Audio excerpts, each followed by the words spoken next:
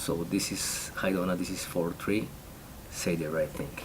I'm typing part A and C in the same video, starting with part A. If someone asked me how old I was, I will think it was impolite. If someone asked me how much I weighed, I will think it was impolite. If someone asked me how much money I made, I will think it was impolite. If someone asked me how much I studied every day, I will not think it was impolite. If someone asked me why I wasn't married, I will think it was impolite. If someone asked me why I didn't have any children, I would think it was impolite.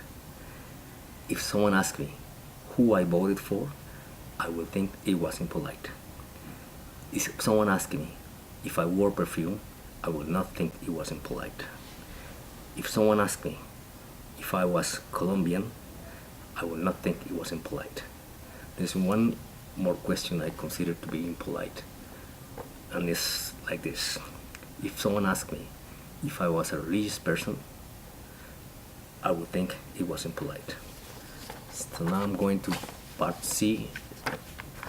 It's speaking for 2 or 3 minutes about the topics stated there. I'm going to choose all 3 topics.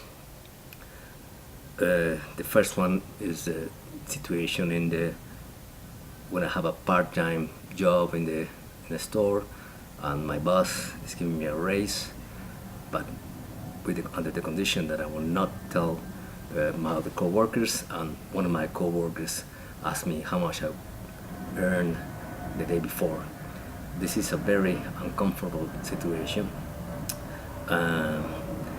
because you have to make a balance between the fidelity with your co-workers and the promise you have made to your employer in order to get the raise. Sometimes you have to choose in life things, and I think I will keep my mouth shut in this case, because in principle I did not tell any lies to my co-workers when the day before I was earning the same money that he was earning. This is a new situation, and I have to choose between getting the raise, which I probably needed, and be friends with my co-worker. At the end, eventually, everybody will know. So I think the best thing is to keep my mouth shut and get the raise, work hard, and when the time comes, just say that you really didn't lie to this co-worker.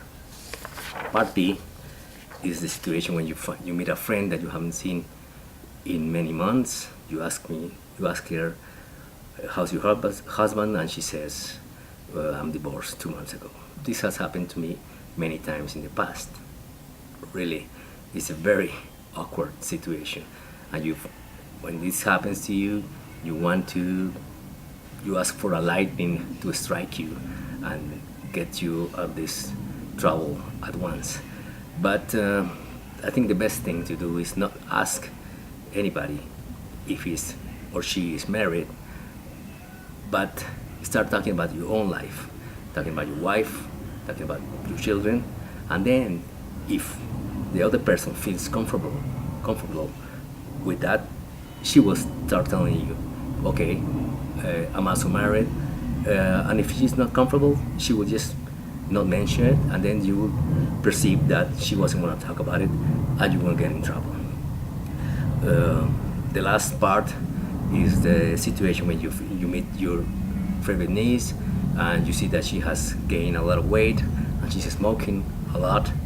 That is also very uncomfortable, but from my point of view, I had the advantage that I had a great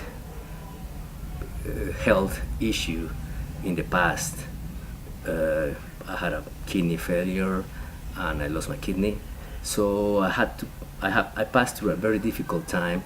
I was in the hospital in the intensive care unit for 17 days. So that's kind of a survival story.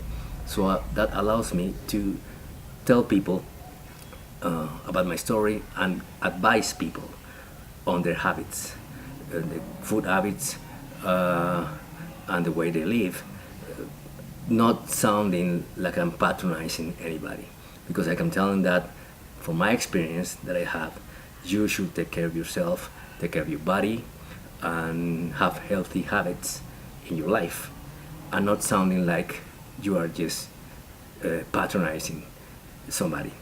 But anyway, there's a very hard situation, and sometimes you just have to be project an image of sincerity to the other people, so you don't have to be in these awkward situations when you don't know what to say. So that's 403.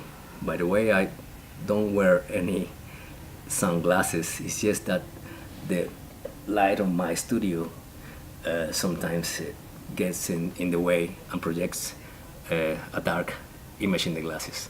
But I'm not wearing sunglasses. Thank you, Donna, for everything, and I hope to see you again. Bye.